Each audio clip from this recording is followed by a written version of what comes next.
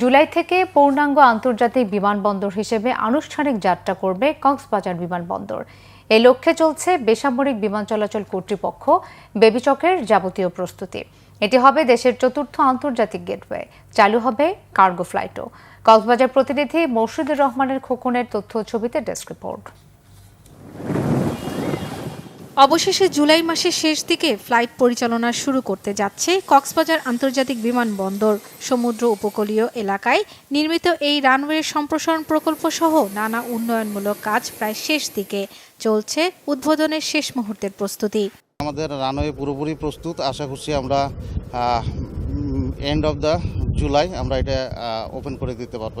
এদিকে চতুর্থ আন্তর্জাতিক গেটওয়েটি চালু হলে বিদেশি পর্যটকদের যাতায়াত আরও বাড়বে। এতে দেশ পর্যটন ও অর্থনৈতিকভাবে আরও লাভবান হবে বলে বিশ্বাস ব্যবসায়ীদের। আমাদের যারা প্রবাসীরা রয়েছে, বিশেষ করে কক্সবাজার জেলা, বান্দরবান জেলা, চট্টগ্রামের আংশিক জেলার প্রবাসীরা খুব অল্প সময়ের মধ্যে তারা দেশে এসে তাদের বাড়িতে পৌঁছাতে পারবে।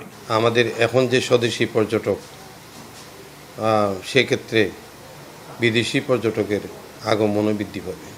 এদিকে ২৬ জুন কক্সবাজার বিমানবন্দরের নতুন টার্মিনাল পরিদর্শন করেছেন বেবিচক chairman air vice marshal Mohammad Manzur Kabir Bhuiyan. জুলাইয়ের শেষের দিকে হয়তো আমরা আশা করছি ইনশাআল্লাহ এটা আন্তর্জাতিক বিমানবন্দর ঘোষণা করতে পারবো। Bangla vision news desk.